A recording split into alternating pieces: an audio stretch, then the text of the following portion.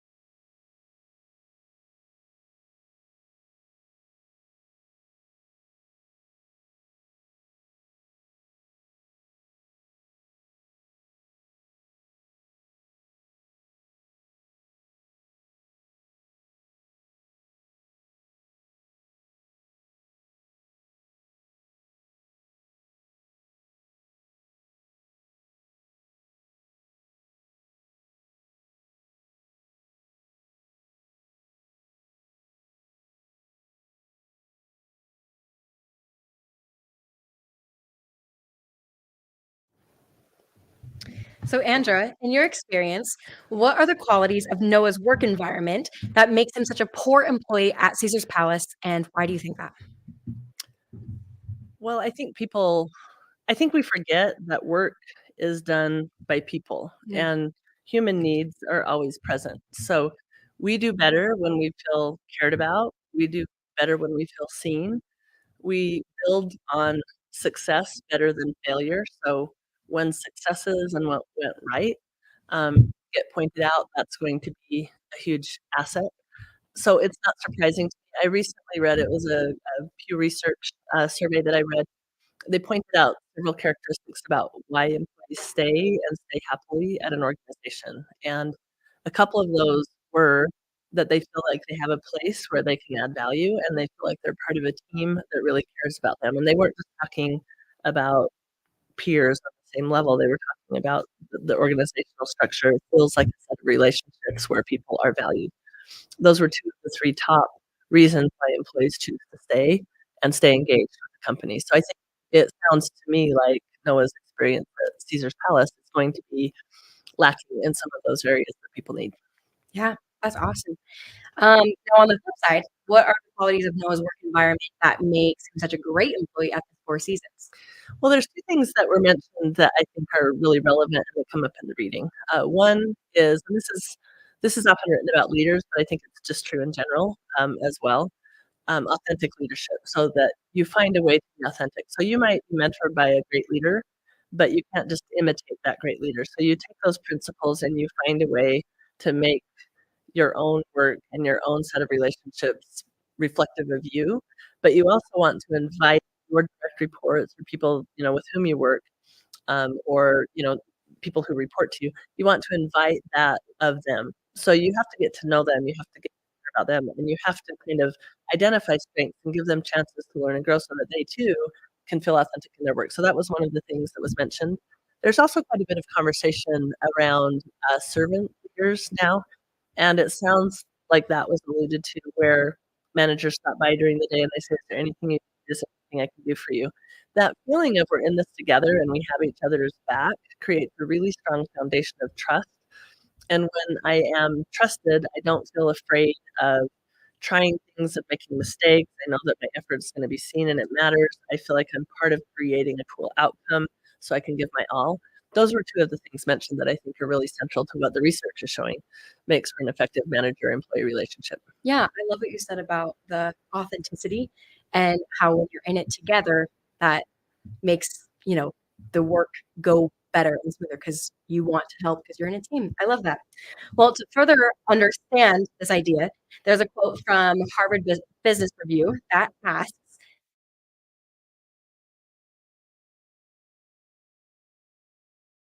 they then answer, yes. Um,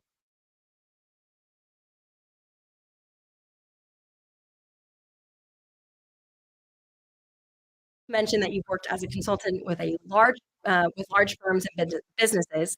Have you seen the difference between these two types of employees, and how can they affect the company? Oh, I think there's a huge difference between those types of employees. And I would agree with what was said in the original video that I don't think it's just, "Oh, these employees don't care enough." I think a lot of it has to do with the culture and the environment we're creating. Kind of there's a Buddhist saying that I really love, "The seeds that we water will grow." And if we water the seeds of confidence, of trust, of value, of recognition, those things grow. So in an environment where those things are happening, the research is really, really clear. Employees engage more, they will stay longer, they're not as easily enticed away by a slight difference in salary because they find human purpose in what they're doing. That's a really critical part.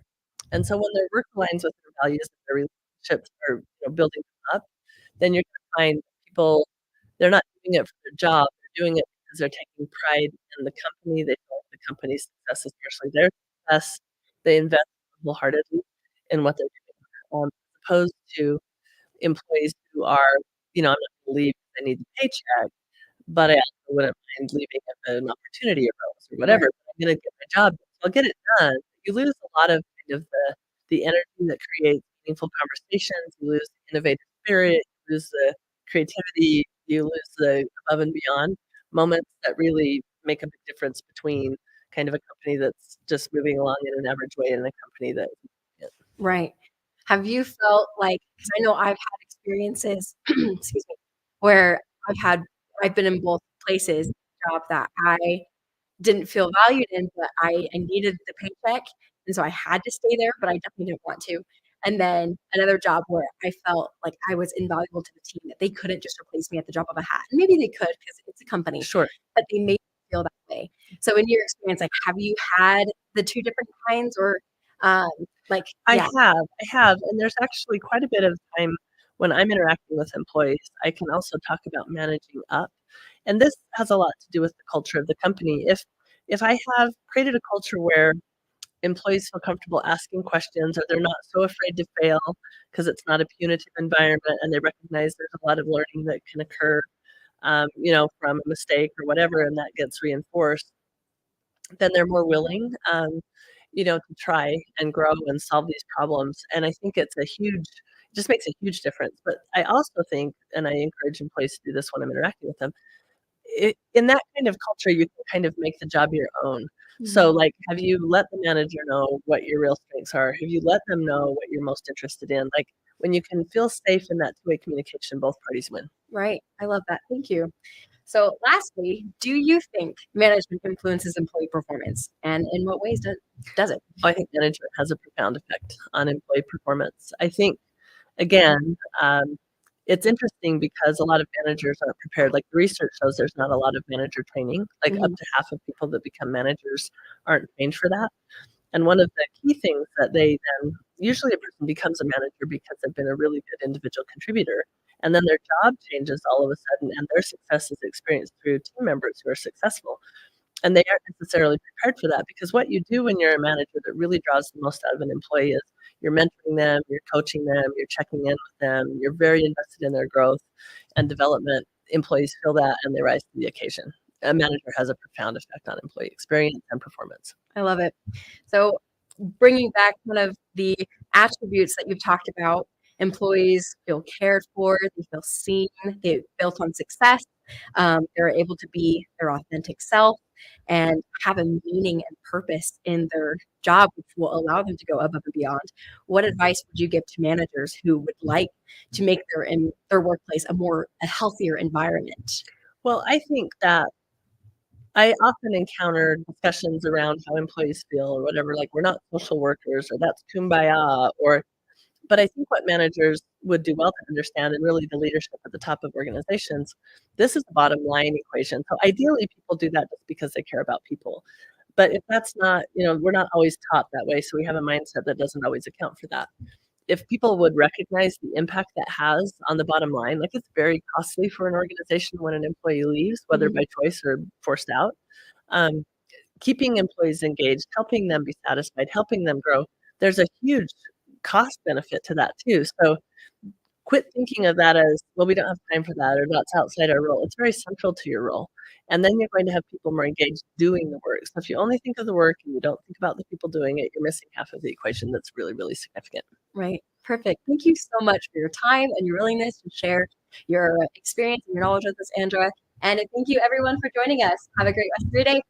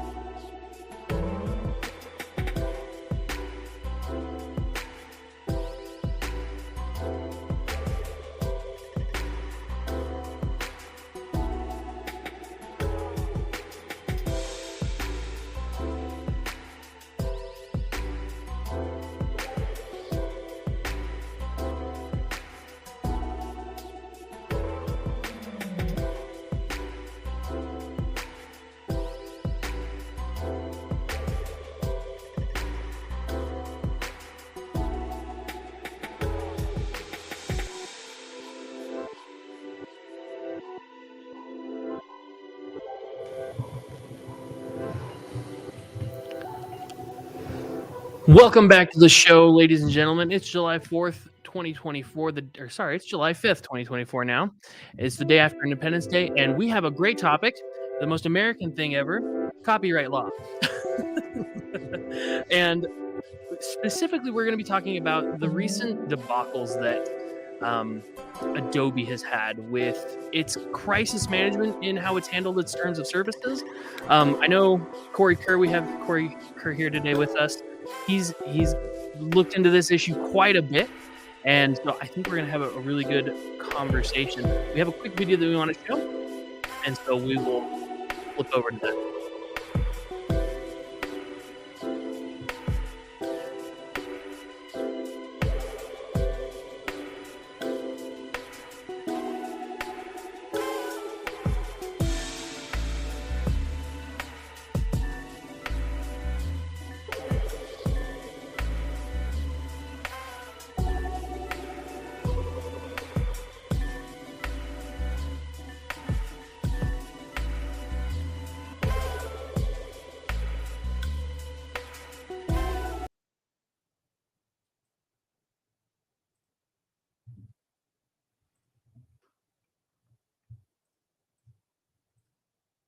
Defined in section 3.10, Creative Cloud Customer Response below, using techniques such as machine learning in order to improve our and software security. This was followed up back at the end of May 2024 with the State of Council advocating in social media to call out Adobe for putting out AI-generated art in the style of the planned 20th century photographer, with the estate saying, quote, Adobe, you are officially on our roster with this behavior. Adobe responded to the estate and said, thank you for flagging this. This goes against our generative AI content policy. While Glass team was able to remove the content, we reached out via Instagram DM to share a way to get in touch directly in the future. And it's a great thing that that would be case closed. But the estate came back with this, saying, thanks, Adobe, but we've been in touch directly multiple times beginning in August 2023. Assuming you want to be taken seriously regarding your reported commitment to ethical and responsible AI while demonstrating respect for the creative community, we invite you to become proactive about complaints like ours and stop putting the onus on individual artists / estates to continuously police your power and IP on your platform on your terms. It's past time to stop using resources that don't belong to you. This clearly did not do well for Adobe, and so on June 6th, just last week, they updated section 4 of their TOS that defines similar uses of artist content. And you can't help but feel a little sorry for the interns of involved in this, because this only seems to kick the bucket steps more. Because while the verbiage didn't claim ownership of the content, it granted Adobe a pretty liberal licensing users' content. It said in section 4.2 licenses to your content, you grant us a non-exclusive, worldwide, royalty-free, sub-licensable license to use, reproduce, publicly display, distribute, modify, create, derivative works based on publicly performed and translated content. To put it in layman's terms, the clause states that while they don't technically own your content, they can basically do whatever they want with it, including extend a license to third parties without your permission from the IP owner. And in response to this, artists who have painstakingly spent years and decades polishing their craft started to riot online, with users saying things like Adobe has lost all credibility, or that Adobe used to sell products for creators, but now they market themselves as a replacement for creators. Now, with the current atmosphere around artists and generative AI, it's easy to see how this might cause some concern amongst the artist community, with many wanting to cancel their own subscription and surge in brand prospect. But what's really bad is seeing since this whole went down, Adobe June put out a series of Instagram videos. Basically, a member of the legal department came out to clarify what the terms of service mean, why they have these terms of service, and what they, I guess, kind of promise not to do. At least that's how their audience took it. Maybe it was just how they said it. With one comment, they told me, oof, yikes, come on, dude, you gotta rally. Only makes sense to us lawyers is probably not the pattern we want to use right now. But it also might be because the trust in general anti-consumer practices that they've engaged in have driven people to the edge and really sell the relationship. They have this added general real with this sort of section branch, explaining what the sections of their TOS mean in an attempt to pull the story. But honestly, it seems to be one of those things where it's too little too late. We saw something similar walk back in December of 2023 when an ad was put out in the ad created art. The artist community was not happy. Now, if you dig into the story, it's going to be the classic tale of overworked contractors during the holidays having completed some work done before vacation, and in the rush, didn't dig as deep as they should have to find out the image layout. But all the same, artists were looking. But companies that are watching all this unfold are taking notes and executing decisive steps in how to handle the whole AI conversation. Companies like Blackmagic have done something that the community seems to love. They just added the part of the logic board states, we will never use your media to train AI. This seems to be enough to satisfy the most. Even though technically the terms of service are very good with Adobe's. With Blackmagic TOS saying, you irrevocably grant us it's a non-exclusive, fully paid up, worldwide and perpetual license, including the right to make sub-licenses to reproduce, use, and to otherwise destroy all data material, including your content related to you or gender through your access to and use of the service for the purpose of providing the service to you and to other users. What's the difference? I'm not really sure. Maybe it's just the value, or maybe it's the fact that the clarifying issue is just the thing. We will never use your computer to train an AI. It's a simple message that clearly states what every artist wants to know. That the companies they invest their money into have their best use of money, and that they aren't pulling out any threat. So I think there's a pretty clear message there. With Adobe going on, how they've handled it, I think we're getting some pickup back there. Do you know what that is? Hello? Just turn the laptop volume down. Yeah, turn the laptop volume down.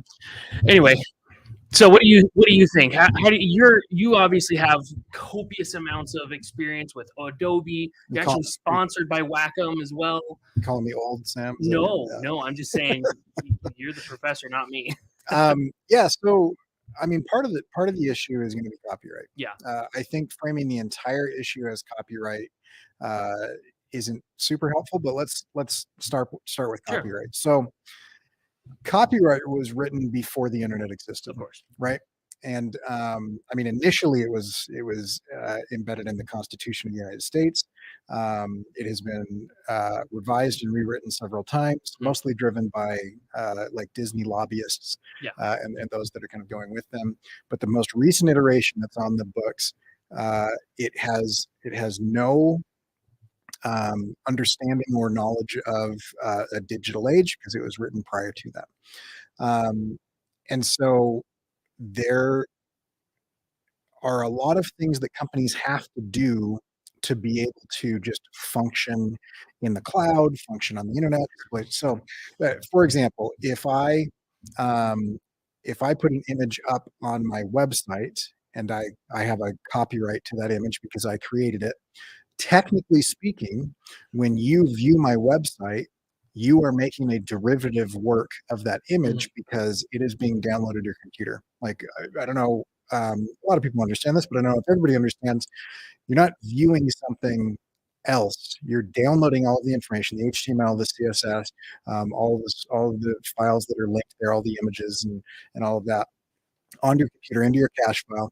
That is technically a derivative work. Yeah.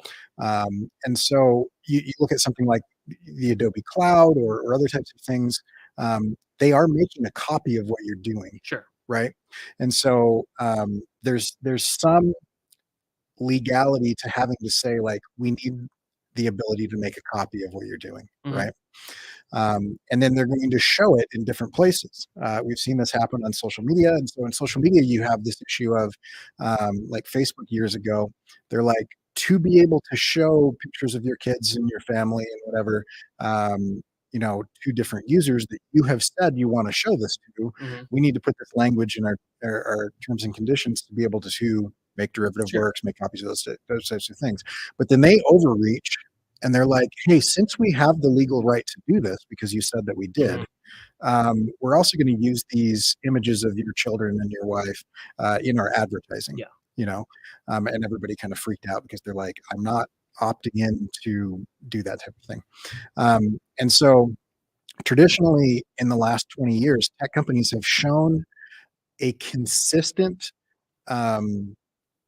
overreach. And so they need the legal right to be able to do the things that you want them to do.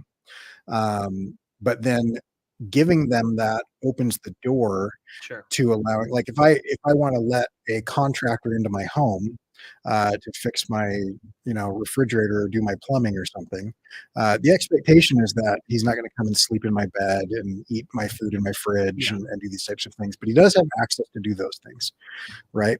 And so that's one of the biggest issues right here is Blackmagic and Adobe are both needing certain legal framework to be able to say, to offer the services that you want, to save things into the cloud, to show things to people that you might be collaborating with, and you want to get some critique on the edit, or somebody, your color corrector to kind of come in and kind of work that. We have to have certain copyright permissions to make derivative works, to show it, to display, the right to do it. And they call it a non-exclusive because exclusive would mean that you don't own the right anymore; they own the right. So it's a non-exclusive, worldwide, blah blah blah. Universal, all-encompassing, right. all-powerful. And it basically means that we can put it everywhere, right? Sure. It's a bit of an overreach, even in that language. And the problem is that they're not explicitly stating what they will not do. Yeah. And so in Adobe's case, what the lawyer is saying is true and disingenuous. Sure. Because Adobe has gone out of their way to change their business model to be attacking the customers that they have been serving for the last few decades. And so just like your example there, you have somebody in there who they're helping photographers, they're helping illustrators, they're giving us the tools to kind of do those types of things. They have now switched, and I think this is part of kind of the degradation that you're going to see. Cory Doctorow has the emblepification process. This is the late stage of that, where you're seeing they've stopped focusing on the customers. They've started focusing on kind of like key stakeholders that are not customers, and they've now shifted to just focusing on being publicly traded and the people that are owning their stocks. And that will always be bad for the end users. And so you're going to see competitors kind of pop up to kind of do this thing because of that. So with that, Blackmagic is getting a response that's a little bit better, because while their terms and conditions need to be there to allow them to offer the services that they're offering, right? What their tools are supposed to, they are saying in a more permanent space, we're not doing this, right? And the fact that they're not actively, to our knowledge, developing generative AI or anything like that. I mean, Clip Studio Paint, which is a competitor to the illustration portion that Adobe does. Clip Studio Paint, they kind of came out and said, "Hey, we're gonna do generative AI," and their audience basically said, "You do that, and I'm gone." And so they said, "Oh, sorry, we've heard, we'll listen, we're done. We're not gonna touch that at all." There's been a huge backlash to Adobe saying, what's going on there? I don't know what's happening. I don't know. There's been a huge backlash to Adobe saying, hey, we've got this generative fill, we've got this generative AI. You can just type words and it makes images. No one is excited about this. No one wants it to happen, and the people that want it to happen are being paid by Adobe. And are in Adobe's advertising, trying to gaslight everybody and convince them that it's going on. So what do you say to the people who are excited about generative AI? They like generative AI, and they feel like artists who are kind of poo-pooing on it, are gatekeeping creativity? Well, I think that's a whole nother 3 or 4 hour long segment that we probably don't have time for. Probably not. But I will say, generative AI is out there. That's fine. It's got a lot of legal, moral, and ethical issues.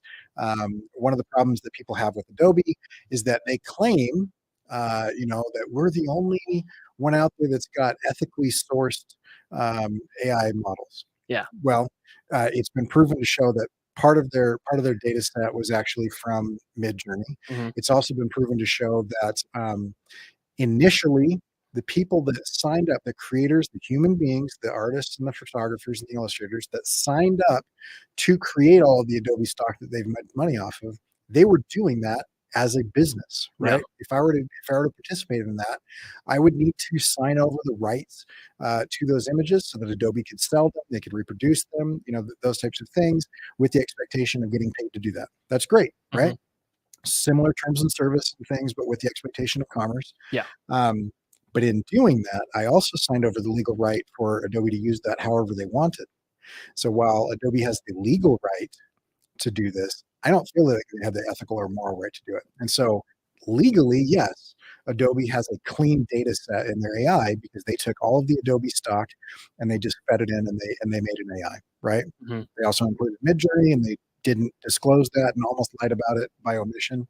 But even just taking that out, it was never the intention of those creators to have their stuff used against them to replace them. Yeah. Right. And so while they come out and they say, "Oh yeah, we totally, have a clean data set," they don't, because it's turning against the people that helped them build that, and that was never the original intention. So while legally they have it, that's an overreach, and that's where it brings us to this: is nobody wanted them to go to a subscription model. Everybody was fine. Everybody was okay with just buying the DVDs and installing them. Yeah.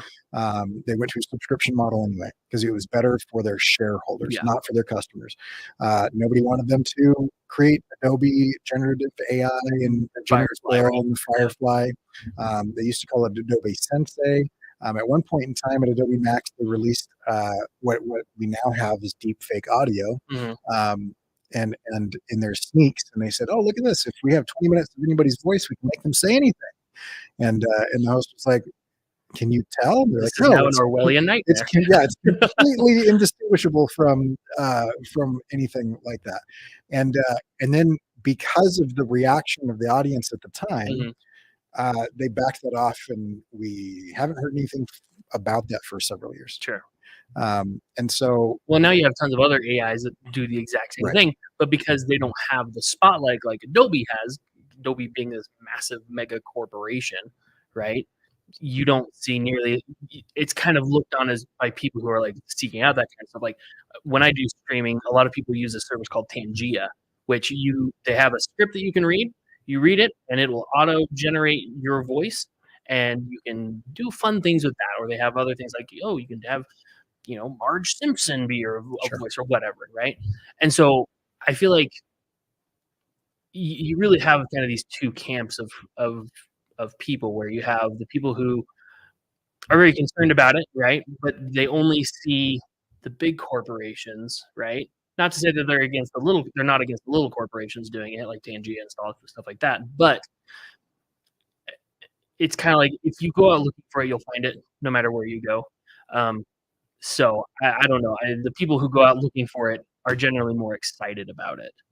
well, yeah, and I also think it comes into, and this is where you have the other side of the equation. So one is copyright, Sure. right?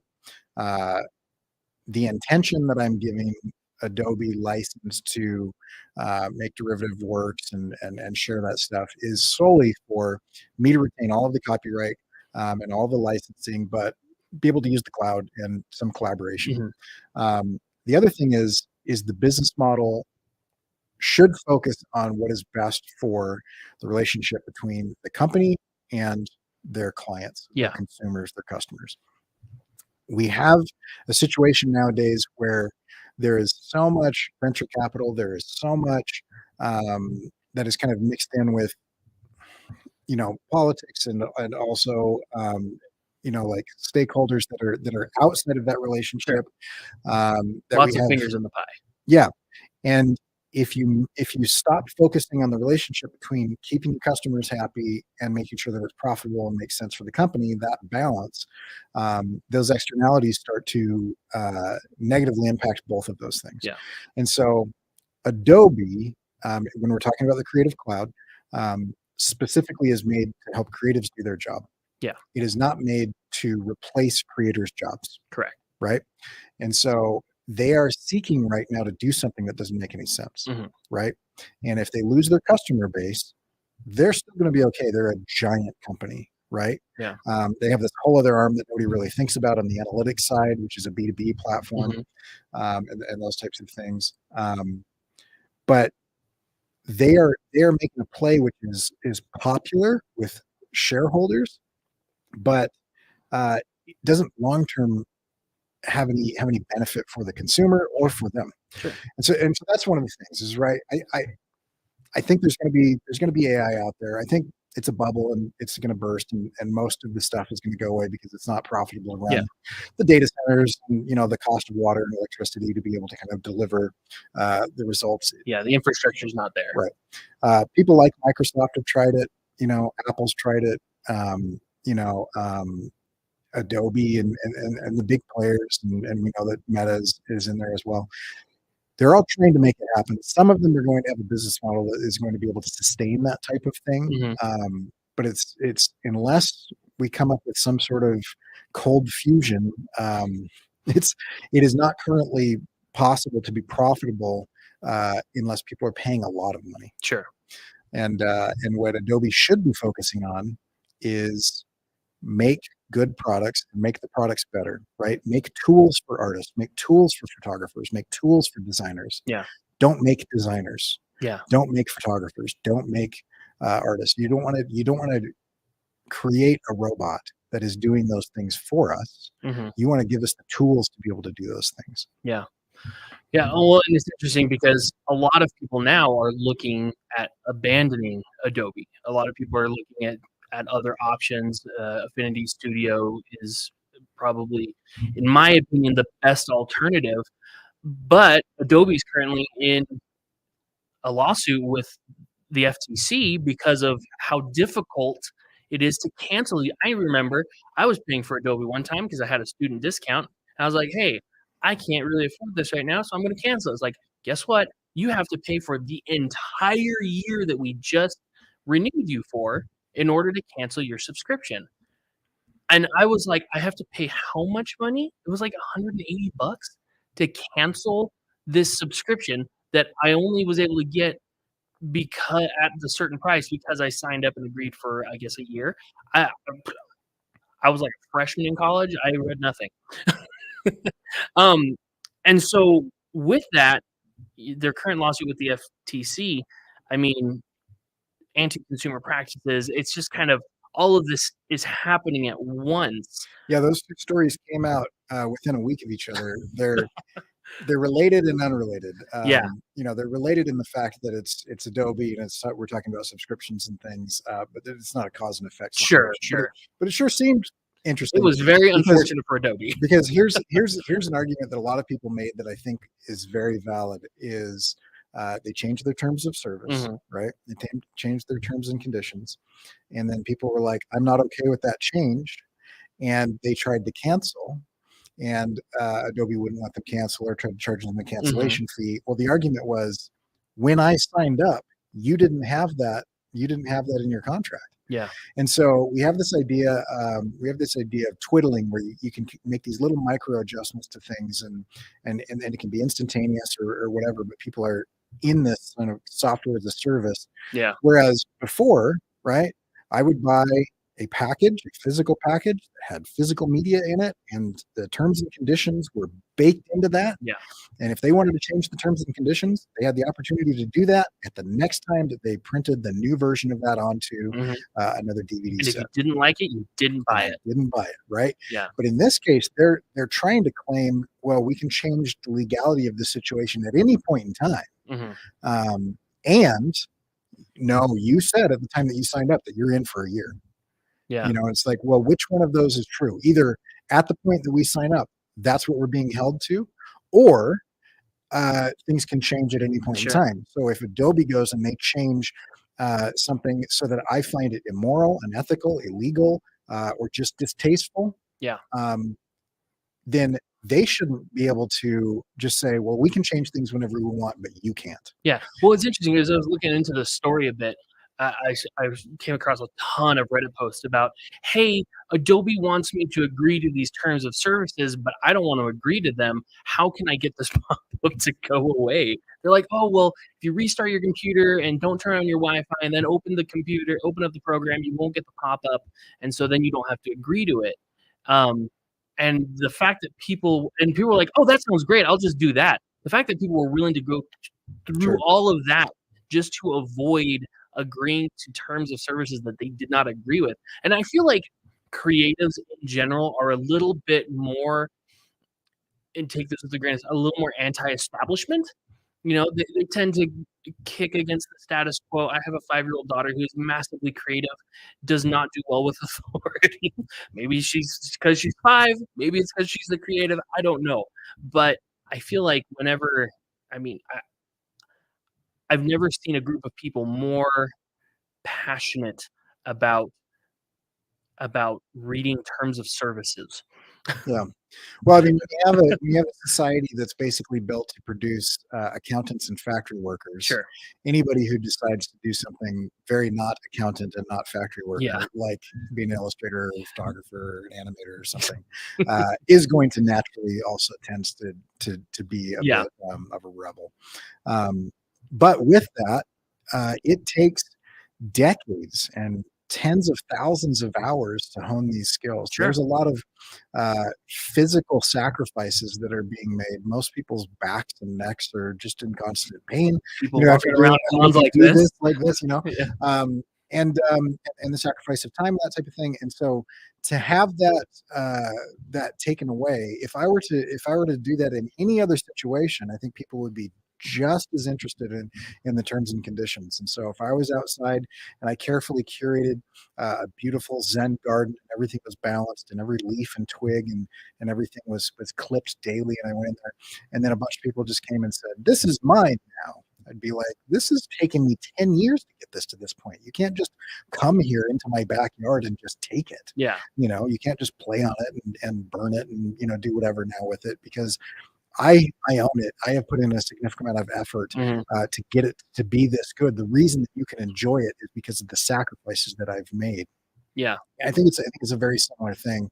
And anybody that has put in, you know, a decade plus of dozens of hours a week to be able to do these types of things, and sacrifice creature comforts Yeah. and relationships and jobs and potential earning. Well, you and- see how and the types of Ansel things. Adams estate addressed Adobe. They're like, we're sick of it, but this Right. is getting on the last ever loving nerve of Yeah. creatives.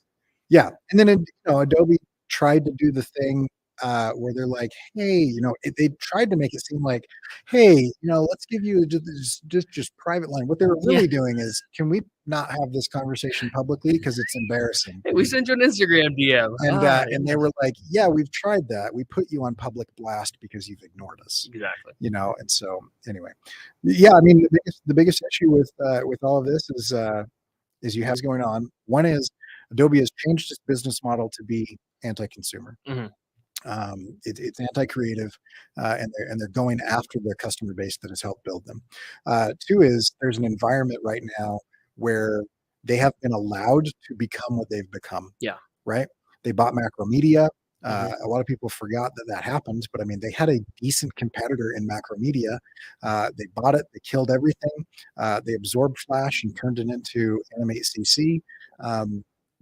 And that competitor just went away. That Yeah. never should have been allowed to happen. With the laws that we have in the books in the 1920s and 30s, we decided that maybe we don't want robber barons, right? Yeah. Maybe that we don't want one millionaire at the time or billionaire to own the entire vertical or the entire horizontal of a certain segment of the Yeah. industry, right? Which is why I think it's interesting.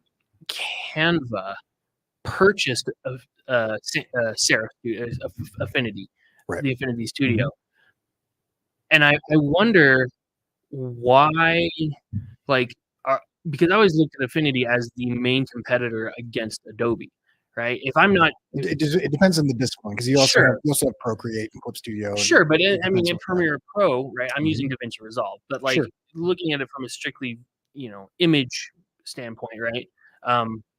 Photoshop, you have Affinity Photo. Illustrator, you have Affinity Designer. InDesign, you have Affinity Publisher, right? I wonder what benefit did Affinity see from selling to Canva? What benefit did Canva see from purchasing Affinity and going against Adobe? Because I don't know. At this time, now, it just kind of feels like everything's becoming a clone of each other. So you're falling into the trap that I often fall into, where you are assuming that everyone is a rational actor, and that there is logic and a reason behind Dang. it. And a big part of the issue is that because of the way that things are set up nowadays, Mhm. it is actually illegal to not do the short-term, immediate, profitable thing. Mhm. Even if that short-term thing will hurt you in the long term. And so, if, for example, Elon Musk says, I don't know whether you can guess at his motives, but he said kind of flippantly, "Oh yeah, I'll buy Twitter, and I'll buy it for less than the market rate." Sure. As soon as he publicly stated that, Twitter, to their detriment, actually had to pursue that because they have a fiduciary duty to their stakeholders, to their shareholders, Yeah. to be able to I make remember that. profitable decisions. Yeah. And so, even though Seraph, which is the company that owns Affinity, even though that being owned by Canva is probably not in their customers' best interest, they have a legal fiduciary duty to the shareholders. And I don't know if they're publicly traded or not, but oftentimes, I'm not sure if they are. Oftentimes, that actually forces people's hands that if there's an offer on the table that will make the shareholders a short-term windfall profit, uh, you almost are forced to at least seriously consider that. Sure. The other thing to consider is, as an individual, you have a small team, somebody drives a dump truck full of money up to your front yard and dumps it on your lawn. It is very difficult at that point in time to stick true to your purpose or whatever. And so, yeah, I would agree. I think Canva is. I think it's crap software that is. It's bottom feeding stuff. Yeah, again, it comes to this whole gatekeeping creativity thing where it's like, why am I not allowed to make something cool just because I haven't spent 10,000 hours Sure. working on something? It's like, well, it's because you haven't spent 10,000 hours working on something. Yeah, and there's always going to be stuff like Canva that's out there. Sure. But what Canva is doing in buying Affinity is they're trying to purchase legitimacy. Yeah. It would be like Papyrus or Comic Sans purchasing Helvetica. Yeah. All of a sudden it adopts or co-ops some of the gravitas. Not really stolen valor, more like purchased valor. Purchased valor is a great term for that. And so, yeah, as Canva does that type of thing, they're probably trying to say we're not really a joke, we're legit, or whatever. I think you're going to see them shift into what's going to be worse for Affinity, which is you're going to see Affinity go to a subscription model. You're going to see Affinity start changing terms and services all the time. You're going to see a lot of those types of things. Yeah. But we do have a shift in the zeitgeist right now where it seems like the U.S. government and the EU are very antitrust. They're very anti-monopoly, and they're trying to do what's right for the consumer. There was a shift in the 80s that we're now reaping the benefit of, where there are monopolies in every segment of every industry, or duopolies or monopsonies. But there's define huge monopsony. Monopsony is when you can create all the purchasing power. And so monopoly is when you create all the supply. A monopsony is where you're the only buyer. And if I'm the only buyer of something, I get to dictate terms because there's one customer. Sure. And so as you kind of go into those types of things, we shifted to this very short-sighted interpretation of the law, which is never what the law was intended to do. Sure. And that interpretation was, if it makes things more efficient, then that monopoly is okay. Mhm. Instead of just, we don't want monopolies, But the it shifted to, there are good monopolies and bad monopolies, and we should only stop the bad ones. yeah, if the metric is efficiency, how would a monopoly how would one? Because I don't know, in my brain, I'm thinking, if I'm in a group project, it's much easier and much more efficient for me to just push everyone else to the side, just get the work done, and then it's good. I know it. I don't have to worry about other people. In my mind, a monopoly would make sense for efficiency because it's just you have one person going at it, doing the thing. I mean, I guess that's assuming that the Sure. monopoly has the best interest of the consumer at heart. Child labor is really efficient. Slavery is really efficient. Sure. There's a lot of things that we're not okay with as a society because they're evil, Sure, that are very efficient. sure. So efficiency is good to a Mhm. point, and that's where you need guardrails and regulations, Sure. because the most efficient situation is a really effective and cruel dictator. Sure. I mean, the reason that we're able to build pyramids is because when you think the leader is a god, and if you don't do what he says, you die. Sure. Yeah. Then you can do incredible things in a really efficient way. Genghis Khan, sure. Napoleon Bonaparte, Right. Nazi Germany. Yeah. All dictators, all single rulers, all almost conquered the world. Very efficient. Yeah. Right. And I'm for cost savings and efficiency, but not at the sacrifice of humanity and creativity. Sure. Right. And so, as a society, we've all agreed certain things are outside of the bounds, Yeah. right? That are beyond what we're willing to accept.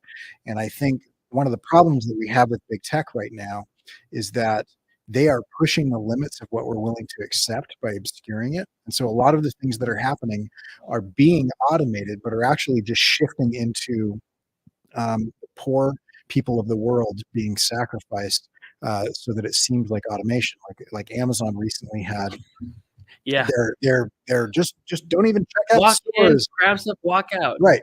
And they said, we've got these cameras and artificial intelligence that sees what you do, Yeah. and will charge your account. Well, it turned out that it was just a bunch of Indian guys in a warehouse Yeah. that were just sitting here watching white people shop and writing down what it was.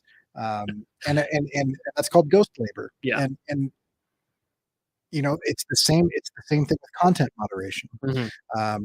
When we go on to social media and it is not inundated with pornography and child rape and beheadings, that's because there are sweatshops full of people where we are actively destroying their mental health as they hand moderate and go Yeah. through all of this type of stuff. Eventually, that type of thing sort of can be automated on a software basis. It's never Never going gonna to be be perfect. super effective Yeah. or perfect, but to get there, you have to have a human that is willing to sit there, or is forced economically to sit there Yeah. and watch horrific things for their job, Yeah. 40 to 80 hours a week. Well, it's kind of in the previous segment of the show how there are people who stay at a job because they like it, and then there's people who stay at a job because I need a paycheck and I don't have any other I don't have any other options. Sure. So being forced economically to subject yourself to absolute mental torture is And we don't like to think about ghost labor no. because it makes us uncomfortable, but it should make us uncomfortable, Sure. right? Yeah. I don't necessarily. I'm proud of the fact that we don't have slavery in America anymore. Same. Yeah. But the fact of the matter is that the goods are so cheap because we still have slavery or slavery-like conditions, but it's just not in America anymore, Sure. right? And so that in and of itself is still not okay, right? And Yeah. and this type of thing where it's like everything should be judged in its efficiency, that is a very amoral metric. It's not Sure. immoral or moral, but it's amoral. It's without morals, right? Yeah. And if you judge everything through the eyes of people who see the cost of everything and the value of nothing, because to them the value is the cost, Yeah. you're going to get horrific practices. You're going to destroy your customer base. You're going to destroy artists. You're going to destroy photographers. You're going to promote child labor laws. You're going to promote slavery. All of those types of things is going to be, Yeah. is going to come about if efficiency is the only metric. And so my argument is that, Adobe has just lost sight of things. Sure. and needs to do what Blackmagic did and just state publicly in a permanent place, Yeah. because their lawyer came out and said, "Oh yeah." Yeah. But it was on a very temporary platform that could at any point, it's not Mhm. legally binding or anything like Yeah. that. Well, and they updated their terms of services with basically kind of what the lawyer said as kind of section headers is like, but it's all like, for example, Right. in this case, like for example this and for example that, and so yeah, it's one of those things where yeah, it's just Adobe really dropped the ball on how they handled all of this. But they think they're too big to fail, Yeah, and we will see whether they are or not. But when you think you're invincible, then you can placate, but you don't have to change. it's true. True. Well, ladies and gentlemen, boys and girls, this has been the show today. We are live every Friday at 12 p.m. We try to hit 12 p.m. Things happen. Sometimes we start a little later. But if you enjoyed today's show, go ahead and click like and subscribe. We'd love to see you guys next time. And hey, thank you guys for coming up in the chat. Appreciate having you here. And we'll see you guys next week. Have a good day.